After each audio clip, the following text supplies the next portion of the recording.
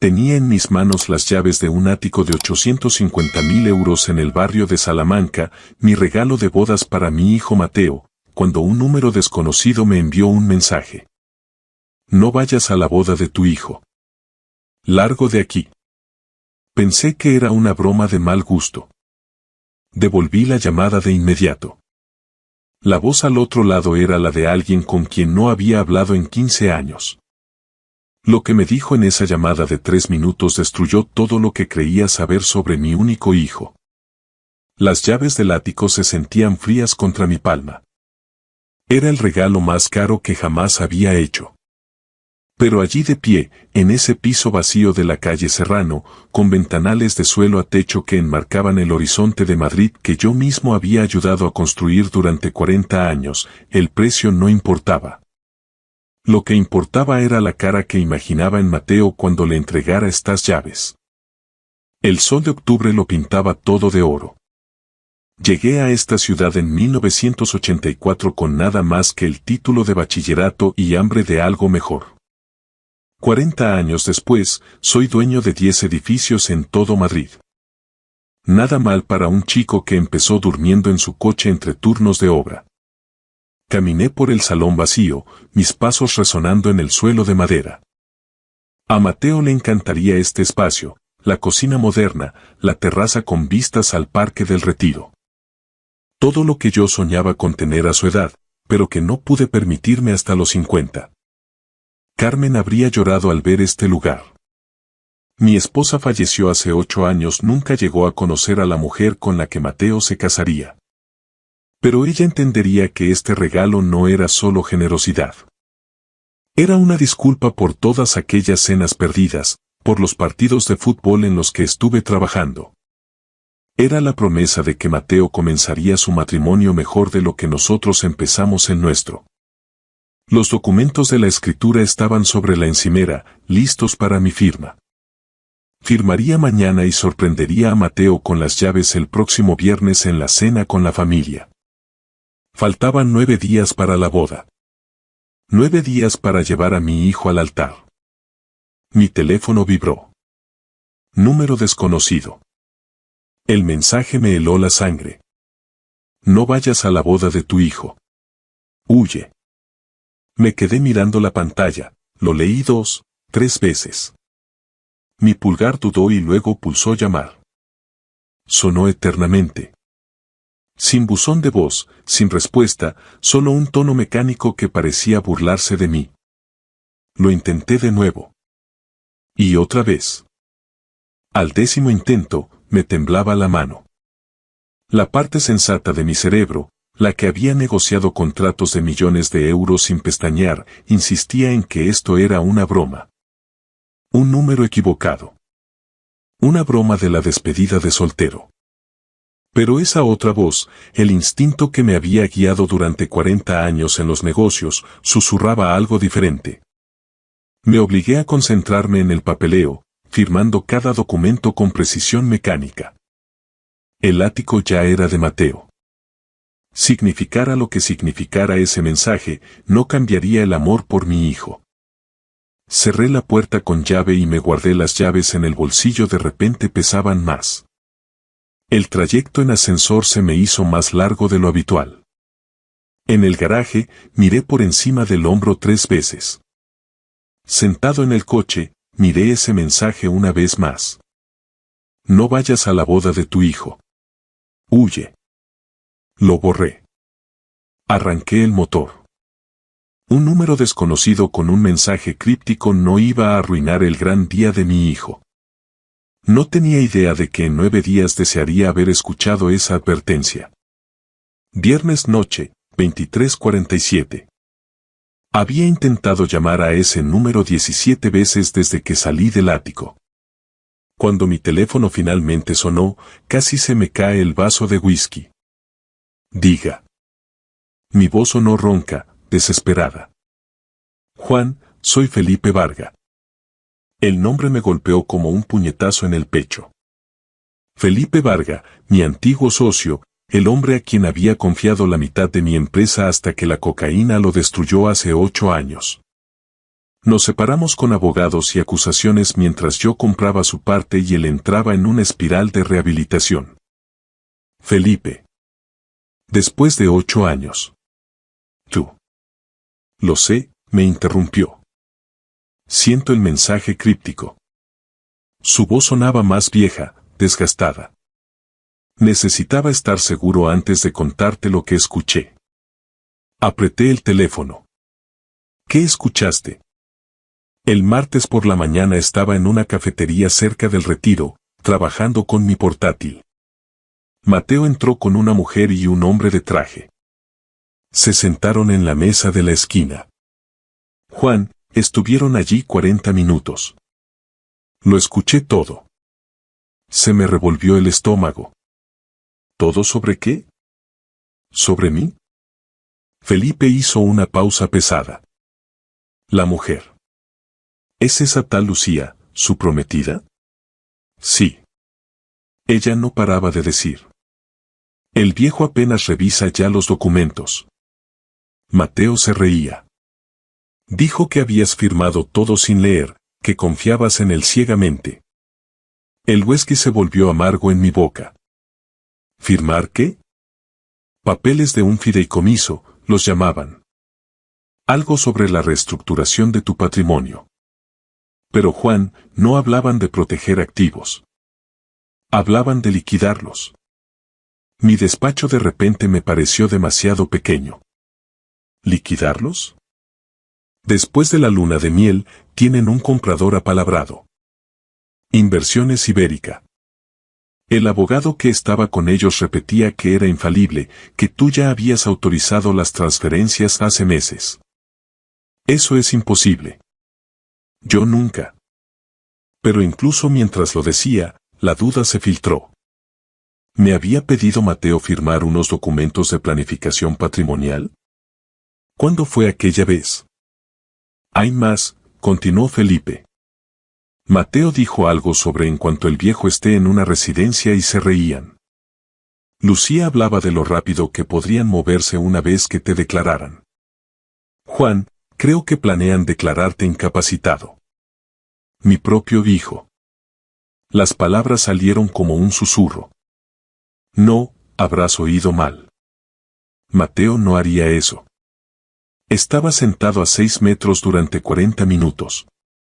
Escuché al abogado discutir el proceso, los plazos, cómo hacerlo parecer legítimo. Esa mujer, Lucía, conoce a profesionales médicos que podrían dar el diagnóstico adecuado. Por un precio. Mi visión se nubló. La foto familiar en mi escritorio, la graduación de Mateo hace 5 años. Ambos sonriendo. Su brazo alrededor de mis hombros parecía burlarse de mí ahora. Felipe, ¿por qué me cuentas esto? ¿Por qué ahora? Desapareciste hace 8 años. No hemos hablado desde que me salvaste la vida obligándome a rehabilitarme, aunque te odié por ello. Su voz se quebró. Llevo 6 años sobrio, Juan. Ahora dirijo un programa de recuperación de adicciones. Estaba en esa cafetería para una reunión con un cliente. Cuando oí la voz de Mateo, estuve a punto de irme. Pero entonces escuché lo que planeaban. No puede ser verdad. Juan, escúchame. Mencionaron tenerlo todo listo justo después de la boda. No tienes semanas para resolver esto. Tienes días, quizá menos. La línea se quedó en silencio, excepto por mi respiración agitada. ¿Qué papeles? Pregunté finalmente. ¿Qué es lo que firmé? Eso es lo que tienes que averiguar. Rápido, antes del sábado. La llamada terminó. Me quedé sentado en la oscuridad de mi despacho mirando esa foto de graduación. Hace 5 años, Mateo me había dado un fuerte abrazo y dicho: gracias por todo, papá. No podría haberlo hecho sin ti. ¿Qué había pasado entre ese momento y el martes por la mañana en una cafetería de Madrid? Me temblaban las manos mientras buscaba en mi archivador. En algún lugar estaban esos documentos que Mateo me pidió firmar. Planificación patrimonial, había dicho. Reestructuración rutinaria. No tenía idea de lo que estaba a punto de encontrar. La mañana del sábado llegó demasiado pronto.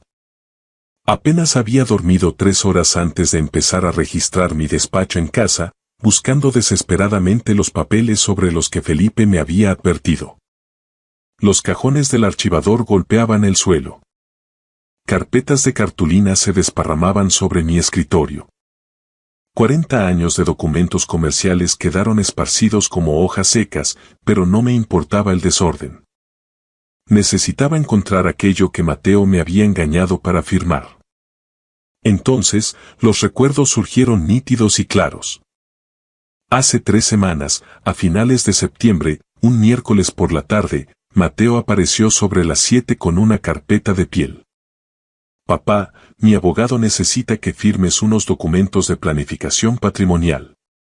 Yo estaba revisando contratos para la adquisición de una propiedad y apenas levanté la vista.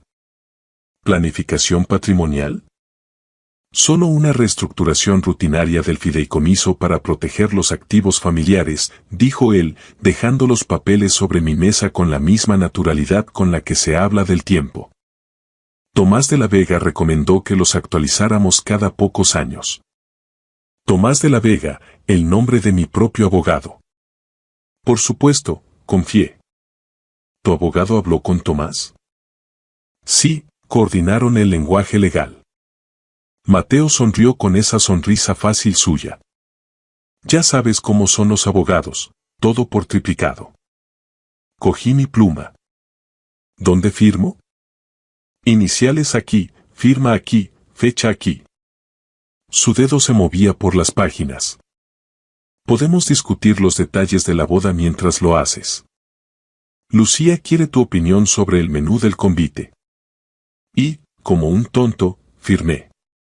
Página tras página, casi sin leer, discutiendo si servir salmón o solomillo mientras autorizaba mi propia destrucción. Mateo recogió los documentos, me dio un beso en la mejilla y se fue silbando. Eso fue hace 3 semanas. Ahora, en mi despacho devastado, encontré las copias. La carpeta llevaba una etiqueta escrita por mi propia mano. Planificación Patrimonial 2024. Yo mismo las había archivado, confiando en mi hijo, sin cuestionar jamás lo que había firmado. Me temblaban las manos mientras extendía los documentos. No era una reestructuración de fideicomiso, era un poder notarial que otorgaba a Mateo autoridad total sobre mis decisiones financieras. Y autorizaciones de transferencia de propiedades a nombre de algo llamado Patrimonio Martínez S.L. Abrí mi portátil, con los dedos torpes sobre el teclado. Entré en el registro mercantil. Patrimonio Martínez S.L. Resultados. Registrada el 15 de agosto de 2024. Administrador único. Mateo Andrés Martínez. Socios. Mateo Andrés Martínez. Mi nombre no aparecía por ninguna parte. Ni como socio, ni como dueño, ni siquiera como apoderado. Patrimonio Martínez S.L. Mi apellido en una empresa que no me pertenecía, creada por mi hijo para robarme. Seguí leyendo con horror. Contrato de preventa entre Patrimonio Martínez S.L. y Inversiones Ibérica, con fecha 15 de septiembre de 2024. Precio de compra. 18 millones de euros. Descripción de las propiedades. Mis 10 edificios. Valor de mercado. 45 millones. Estaban vendiendo el trabajo de toda mi vida por 40 céntimos de euro por cada euro de valor. El nombre del abogado aparecía en el pie de página de cada documento. Diego Valdés. Me quedé mirando ese nombre. Algo en él me punzaba la memoria, como una palabra que tienes en la punta de la lengua. ¿Lo conocía? ¿Habíamos trabajado juntos? El nombre me resultaba familiar de una forma que no lograba ubicar. Pero no había tiempo para descifrar eso ahora. Mi propia firma me devolvía la mirada desde cada documento. Juan Martínez, firmado y fechado el 20 de septiembre de 2024, el día que Mateo vino con su carpeta de piel y sus mentiras ensayadas. Me había sentido tan orgulloso de que Mateo quisiera aprender el negocio, de que quisiera entender la planificación del patrimonio, de que fuera responsable. Había estado aprendiendo, sí aprendiendo exactamente qué documentos le permitirían robar todo lo que yo había construido. Agarré mi teléfono y busqué en los contactos el nombre que necesitaba. Miguel Torres, detective privado. Lo había usado para antecedentes de empleados y diligencias sobre socios comerciales. Ahora lo necesitaba para investigar a mi propio hijo. El teléfono sonó 2 veces antes de que respondiera. Miguel, soy Juan Martínez. Necesito un informe exhaustivo sobre 2 personas, y lo necesito ya. ¿Cómo de rápido? Ayer ya era tarde. Para el sábado por la tarde, Miguel Torres me devolvió la llamada. Su voz era sombría.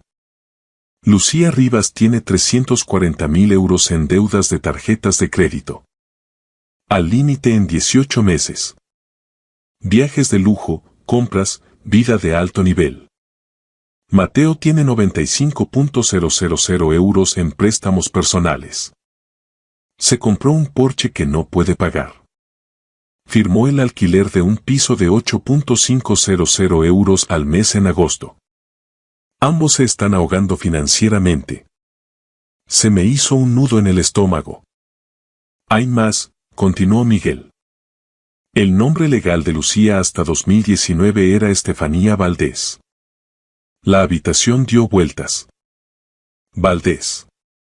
Como Diego Valdés, su hermano.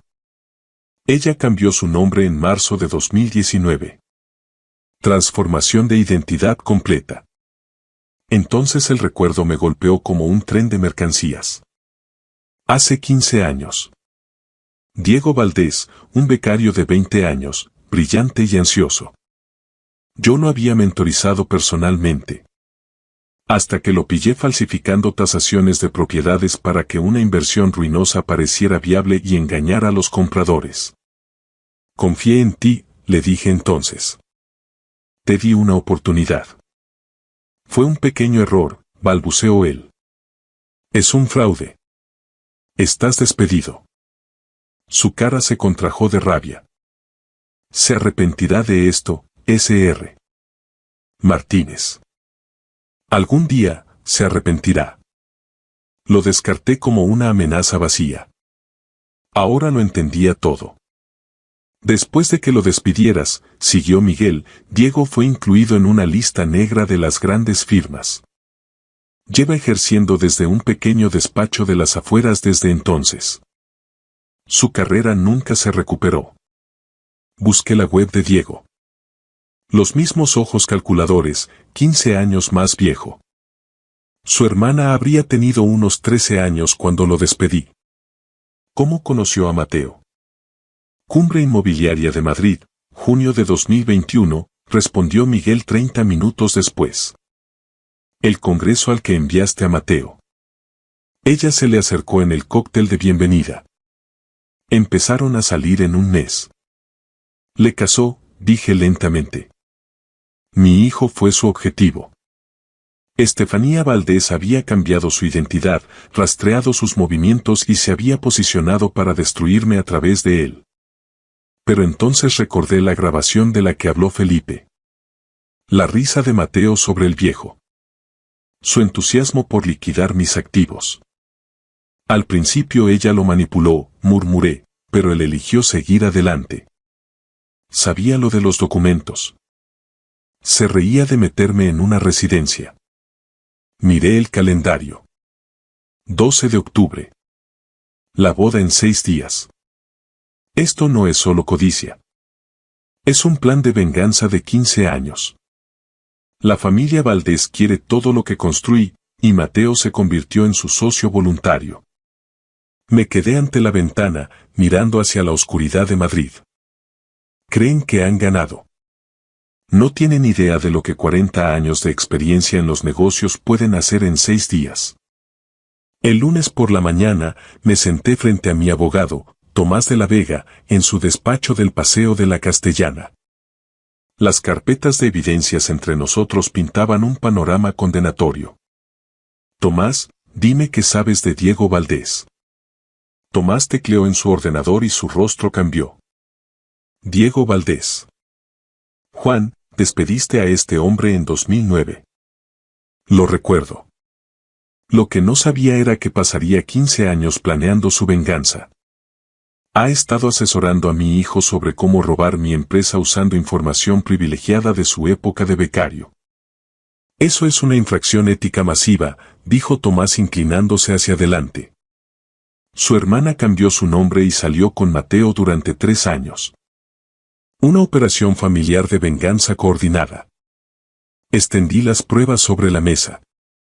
Documentos de poder notarial falsificados, la formación de Patrimonio Martínez S.L.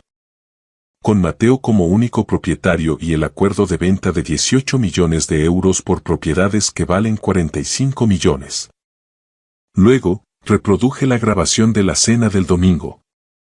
La voz de Mateo llenó el despacho. El viejo no tiene ni idea de lo que viene. Estará en alguna residencia mientras nosotros dirigimos su imperio. Y la de Lucía. Mi hermano conoce a Juan mejor que Juan a sí mismo. 15 años planeando cada detalle. La expresión de Tomás se oscureció. Esto no es solo fraude civil, dijo en voz baja, es conspiración criminal, fraude electrónico, falsificación y manipulación de identidad. Tomás tomó notas en su blog legal para trazar nuestro plan. Primero, impugnaríamos cada documento que Mateo me hizo firmar alegando inducción fraudulenta y engaño por parte de un familiar cercano. Segundo, presentaríamos una queja formal ante el Colegio de Abogados contra Diego Valdés por uso de información privilegiada y asesoramiento en una conspiración delictiva.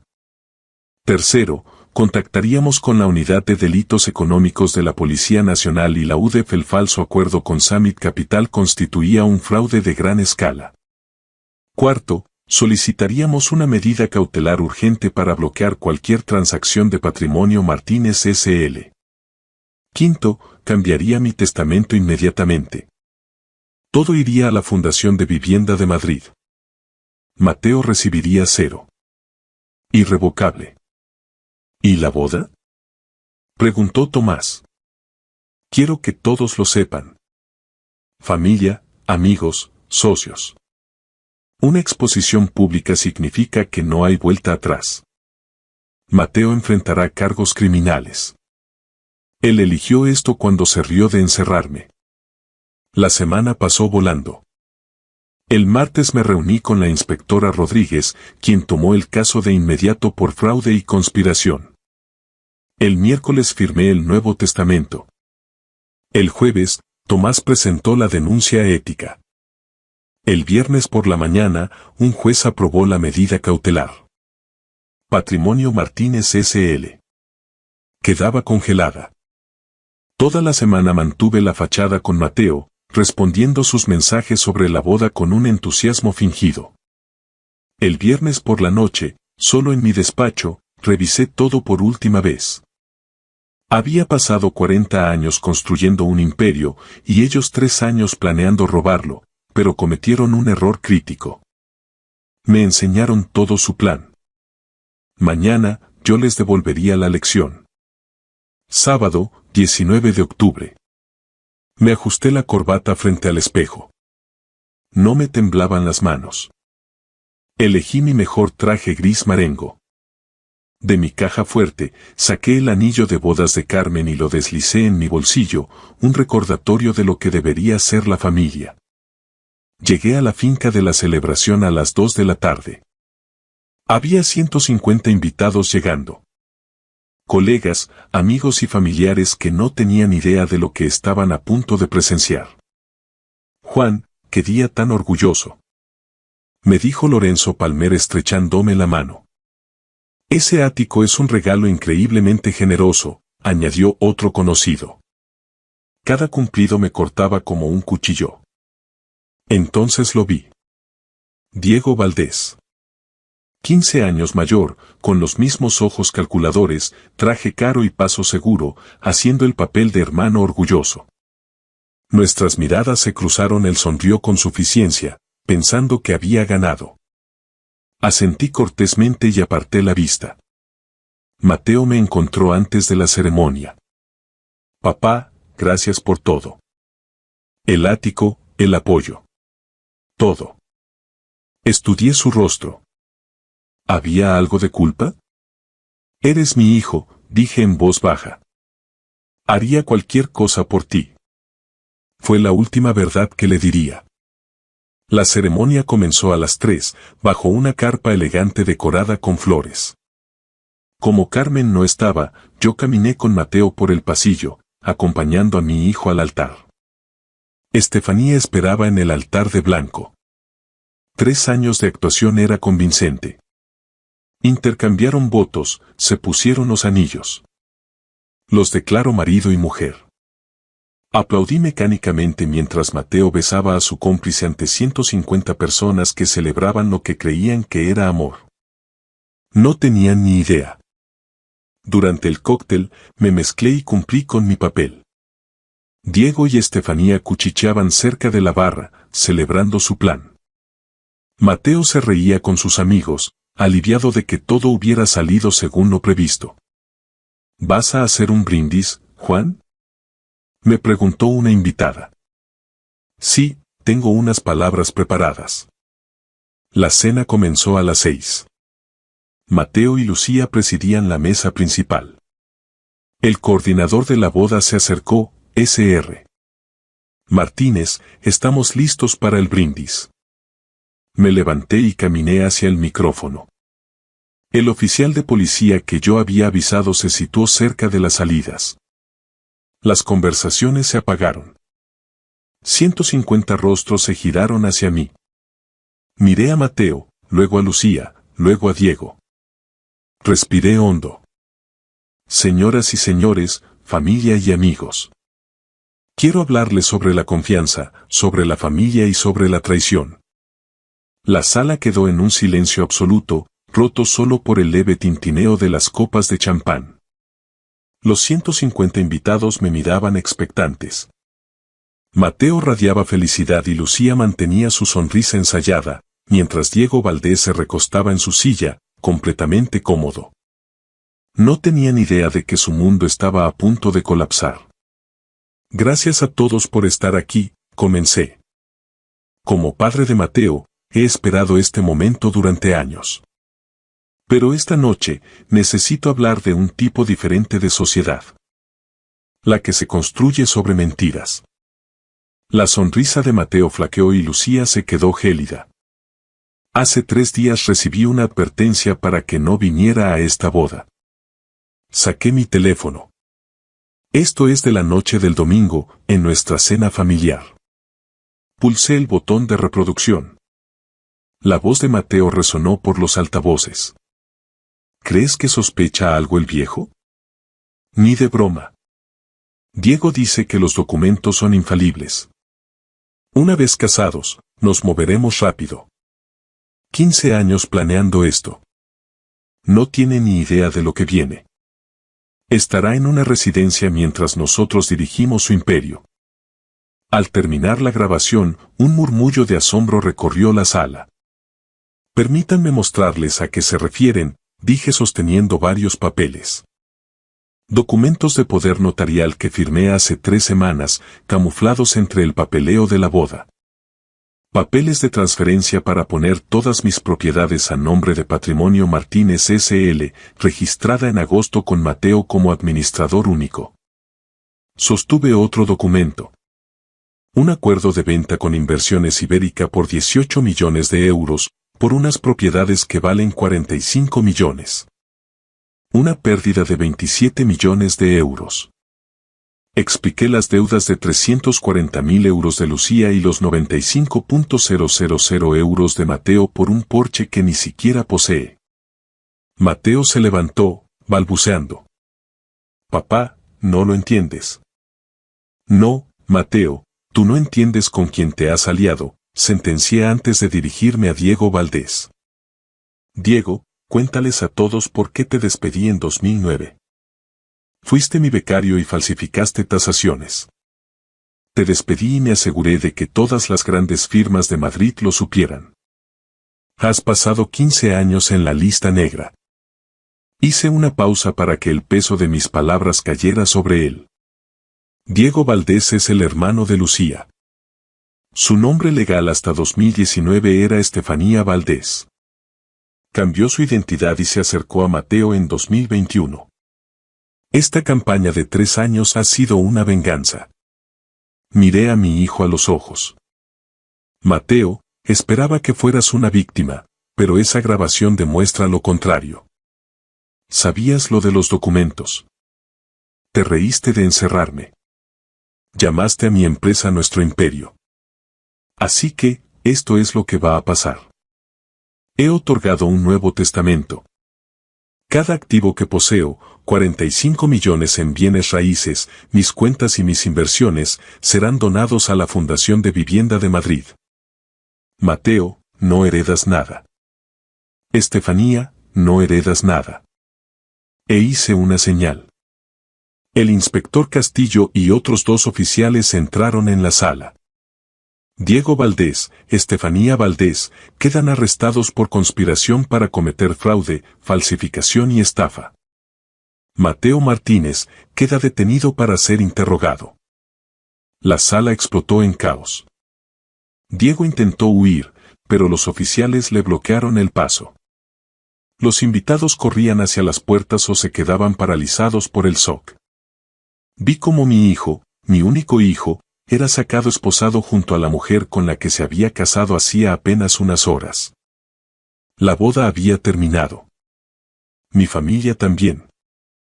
Conducía a casa solo esa noche de sábado mientras Mateo estaba en comisaría. El salón de bodas desapareció por el espejo retrovisor. Una celebración arruinada, esposas en lugar de felicitaciones. Mi teléfono sonó. Era Felipe Varga.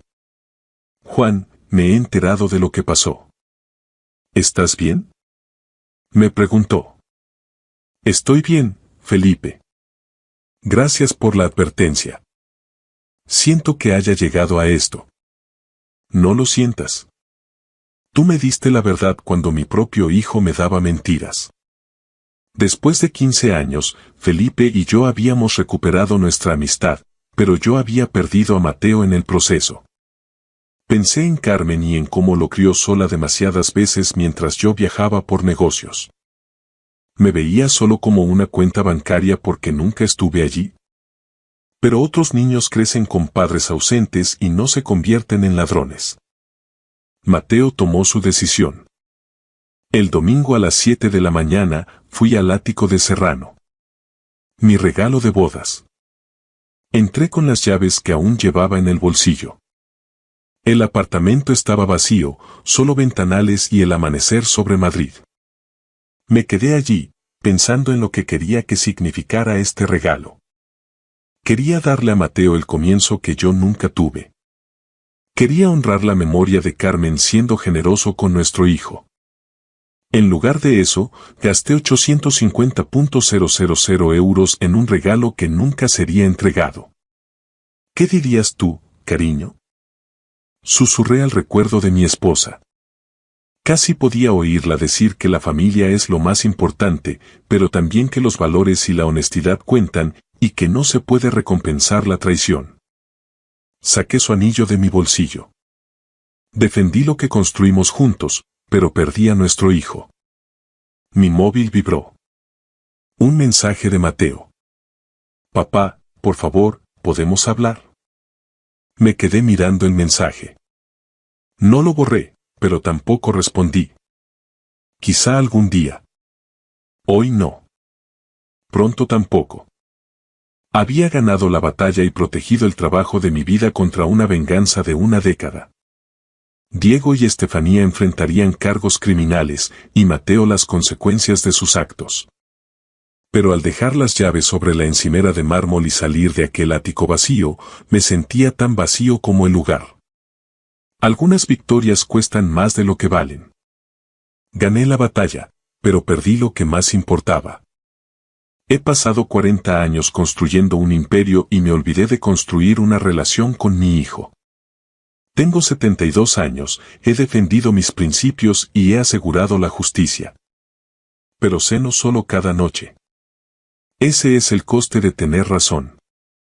Si alguien a quien amas te traiciona, protégete y exige responsabilidad, pero pregúntate qué lamentarás más dentro de 10 años. ¿Dejar que se salgan con la suya o perderlos para siempre? Yo elegí la justicia. A veces estoy orgulloso, otros días, ante la tumba de Carmen, me pregunto si ella lo estaría. Dios me preguntará por qué, teniendo el poder de extender la gracia, no lo hice. Y no tengo una buena respuesta para eso. Gracias por escuchar mi historia hasta el final. Si resonó contigo, dale like, escribe en los comentarios qué fue lo que más te tocó y no olvides decir de dónde eres.